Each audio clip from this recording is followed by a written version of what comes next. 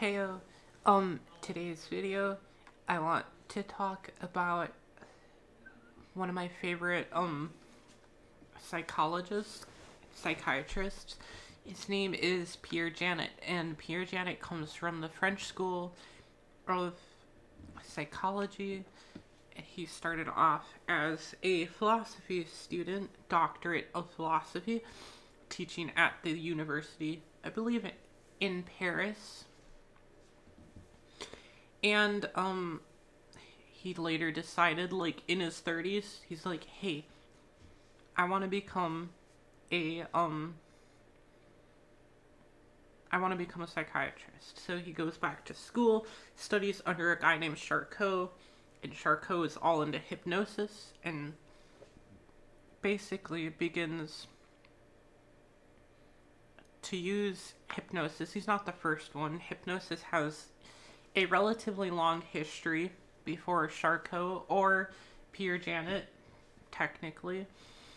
He uses hypnosis. It's rhythmic stuff, and then suggestions, and then people kind of act differently, and it's so just like, what's going on? You know, he dealt with people who had histories of trauma, or, you know, they would had a different name for it back in the day, kind of built off of, prejudices, misunderstanding people in underrepresented roles, or just cultural gender stuff, such as, you know, how they treated women, and then they're like, you're delusional because you don't like to be treated badly, and it's like, it was trauma. That's mainly what they were dealing with. Anyway, so Charcot uses hypnosis, begins to see that people can enter into different states of consciousness. This is called dissociation. Most everybody can dissociate. It's part of normal functioning. Like when you space out when you're driving, sort of, that's a form of dissociation. When you're doing something you really enjoy and time flies by, that's a form of dissociation. Basically, therapies to this day that are really effective in treating trauma, like EMDR, uses a type of eye pattern movement, stuff like, and it mimics your eye movement during REM sleep, is oddly enough, and also body sensory stuff like tapping different sides of your body to make you more grounded. So they use dissociation and grounding techniques, and I'll get into why that's even a thing. It's weird, but basically hypnosis was built off of empirical observations. So, like, you know, if we do rhythmic things, people tend to kind of enter into a different state of perception. They perceive their own experiences differently. They experience memory revival differently. You know, there's a lot that can change, and it basically induces that. Pretty much any rhythmic activity, dancing, playing the drums, listening to even, like, listening to music that has a hard beat to it, just music in general, can make you enter into sort of like a different level state of consciousness, a little bit, not to be like mystical, but it does, right? You know, you tend to experience things a little differently depending on if you're walking or sitting, standing, listening to music. It tends to alter your perceptions a little bit, at the very least. So, Charcot uses hypnosis. Hypnosis had a history. Pierre Janet's like, okay, you know, some patients, there's bizarre phenomena, so Pierre Janet, being an empiricist, is like, I want to use hypnosis, alter states of consciousness, see what's going on with these patients. And so he believed in the idea that we should just observe phenomena. We shouldn't really come at it with theories. We should just gather data to begin with. And even to this day, if he was still alive, I really think he would be like, why do we have so many theories? We should just be gathering more data and then using that to build. He's like, a theory is really just a summation of raw data. And he's like, it shouldn't be like one perspective versus the other, it's just raw data. and you take a bunch of it and you build it, and you can use it to create interventions or what have you, understand people better, get more insight. So Pierre Janet, he starts off, he has a doctorate degree. Not that many psychologists during that time period really had a strong background in philosophy. It shows in his writing. Pierre Janet has a book. It's called Automatism Psychology. Automatism roughly translates to like sleepwalking, altered state of consciousness. And he talks about using hypnosis on people who have this unique thing where when they dissociate, when you put them in a different state of consciousness, the normal person, it's like, okay, I can remember that. You dissociate a little bit, maybe you space out, but you generally have a memory continuity. You realize that different states of consciousness for some people accessed a different memory store and different experiences. Like they'd have different body sensations, they would enact ritualistic type of things or reenact a traumatic event. He called those reenactments. And so Pierre Janet is kind of like, this is bizarre. And so what he was doing is he was studying dissociative identity disorder, multiple personality disorder, and he was like, okay, these people, they dissociate, they have separate memory stores, they have a lot of somatic things that go on, like parts of their body go numb, and then when they get the sensation back, the traumatic memory comes back, but then it dissociates and then it goes away. And so basically he was observing that the differences between people like this is they have aspects of their body, their sensations, their like actual parts of their body would go numb. He recorded a case of there was a guy, he fell in the street, almost got ran over by a carriage, his legs were gonna get cut off, and he saw the carriage coming, and then he just kind of blinked out. He dissociated hardcore, and then when he came to, his legs did not get cut off, but they were totally numb. It's like his brain cut off the sensation to his legs because it expected them to get cut off. And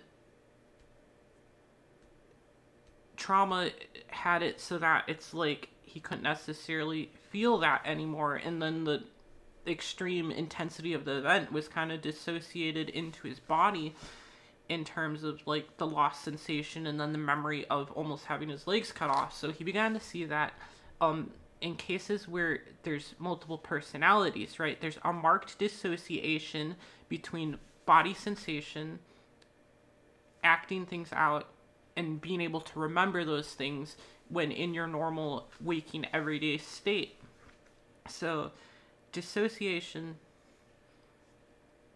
is part of it. Pierre Janet also postulated the idea that, okay, if I can put someone in an altered state of consciousness using any method, using drugs, using hypnosis, using music, anything really, putting somebody in a different state of consciousness than they normally operate in most of the time, initially it'll be disorienting, right? You'll be like, I feel tipsy, or I feel like this is new, this is strange, I don't feel like myself. But the more you put them in that state and then reinforce and then make them act and adapt to things, they build up a different personality under that altered state of consciousness, right? So he's like, okay, we could use this to, in theory, make separate personalities using hypnosis. Like we could hypnotize somebody, get them in an altered state of consciousness, so a different pattern of thinking than they normally think, and then we could sort of talk with them, reinforce things. And you kind of see this honestly in like cults. So they put you in a different state. They might use things like ritualistic drumming or dancing, or just different ritualistic type of things, or even just different levels of safety to get you in a different headspace, and then they reinforce different values, different ways of thinking in that headspace, and you create essentially a second personality. So basically Pierre Janet's like, okay, you get drunk once, disorienting, but you repeatedly get drunk, you go to a bar, you talk to certain people, you begin to build up a personality built off of some altered state that you're in. So he was like, okay, this is actually a relatively normal phenomenon. Like it exists in roles that we have, like if you're a doctor or if you have a job, like you have a work personality, you have this personality, and it's like relating to different emotional tensions, different goals, different things, putting you in a different headspace, and then you have a different sub-personality, a sub-role personality build up. And then he's like, but this doesn't explain the dissociation in memory and the fact that people experience dissociative identity disorder. In order for that to happen, there has to be that dissociation from somatic experiences. Why is this? Van der Kolk wrote a book. He's like a modern day person. He built a lot of his theories off of observing Pierre Janet. Pierre Janet's book, Automatism Psychology. Van der Kolk began to examine literature, practiced as a, in therapy, and he began to see this parallel between dissociation from the body, memories, sensations, experiences, and being able to articulate it. So there's two different types of memory, right? Well, there's more necessarily, but you have procedural memory, acting stuff out. Then you have like more of an episodic, which is your ability to put things into words, right? Tell a story about it. You can't always explain everything you can do behaviorally. You can't always explain it. And so that's the difference. There's some things you do behaviorally that you just can't put into words. So there's a marked distinction between them, but many things you do behaviorally, like your goals, the change of goals, different things you experience in your day-to-day life as you act things out, you can articulate those so it forms into like a narrative.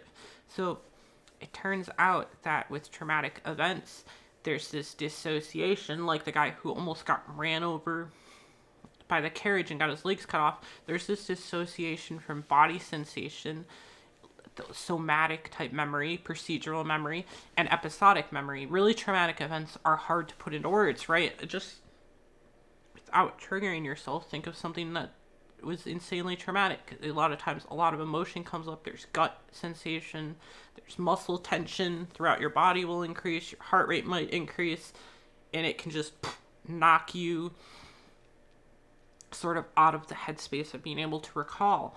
And really intense things like PTSD, we begin to see that the flashbacks can just kick you out of yourself sometimes, and it can make it hard to articulate it, put it into a story, and convince your body that it's not back in the traumatic event, right? Learned behaviors, response, stuff like Pavlov actually kind of is applicable to this in a sense. It's like learning theory a little bit, rewards, punishments, cues, stuff like that. But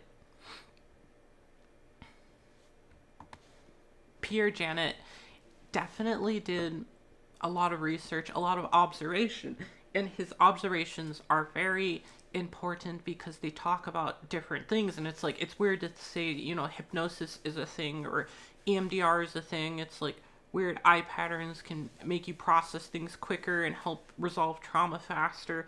It's like, it sounds so weird. You want like some theoretical explanation.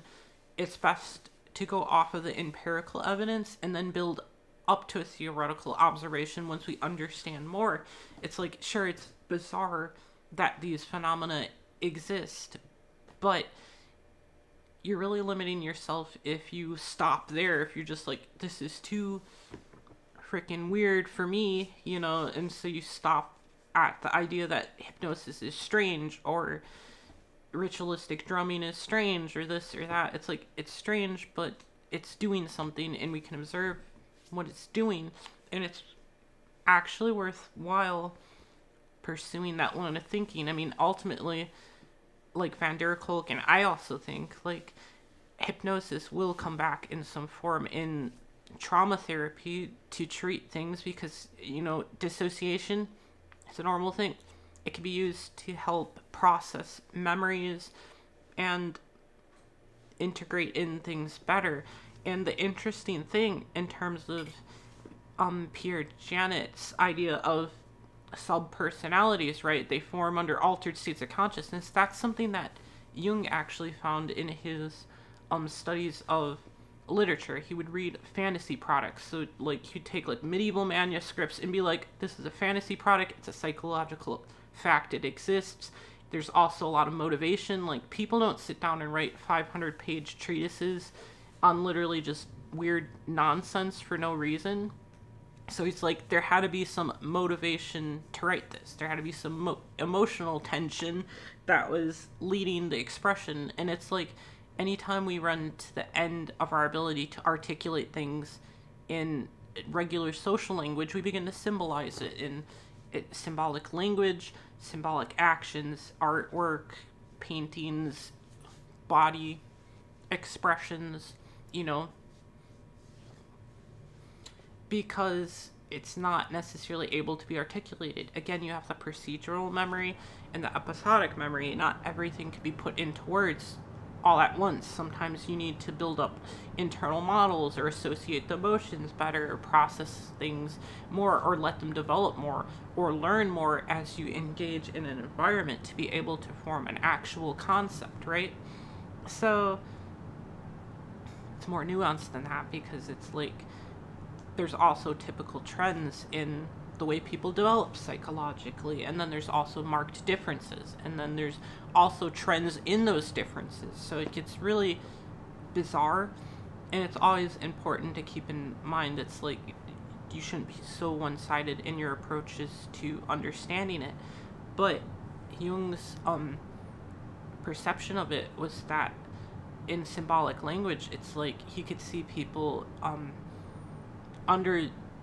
within their culture, under the historic pressures and the philosophical religious pressures. He could see people like alchemists like developing parts of themselves outside of the social awareness of other people in a way that it was like an altered kind of state of consciousness as they engaged in their laboratory work. But then it's like this image of like the seed growing or the plant sprouting or putting the solution in the bottle and letting it steep. It's like this idea that you kind of close things off, push things away, and then you have sort of like a psychological container, an emotional container, a place that you can feel like you can exist in outside of outside influences, and then it's like you have this ability to let that develop.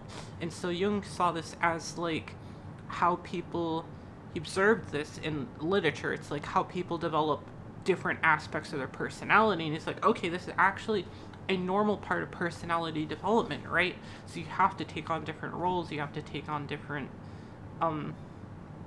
environments, and a lot of times that necessitates a different level of perception, a different level of consciousness, of behavioral action.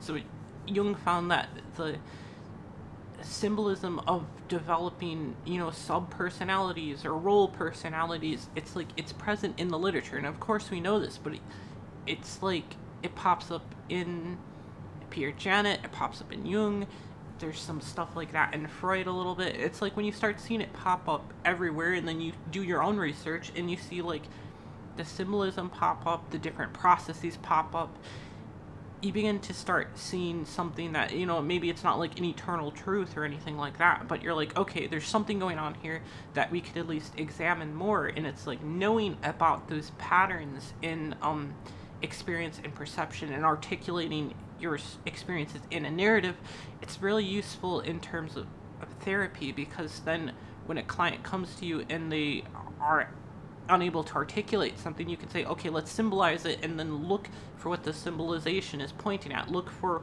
what it's centering around. And that's a lot of motifs in psychotherapy. A lot of symbolizations center around a specific like emotional tension and dynamic, a set of memories, a set of experiences, trauma, hopes, dreams. It tends to sort of center around something, and it produces a lot of narrative, a lot of, once you begin to observe your internal experiences and begin to look at your ways of symbolizing stuff that you can't put into words, you begin to be able to articulate more of it in a way that makes sense. You know, you begin to build up a language sort of that to describe your own inner experiences, and so in a sense that pulls you out of the previous state that you're in, because a lot of times if you can't articulate it in a narrative, in in an explanation, it's because you're still living it, right? It's hard to tell a story of something that's happening to you right as it's happening to you. Not to say it can't happen, but it's taking it from your experiences and then moving it into memory.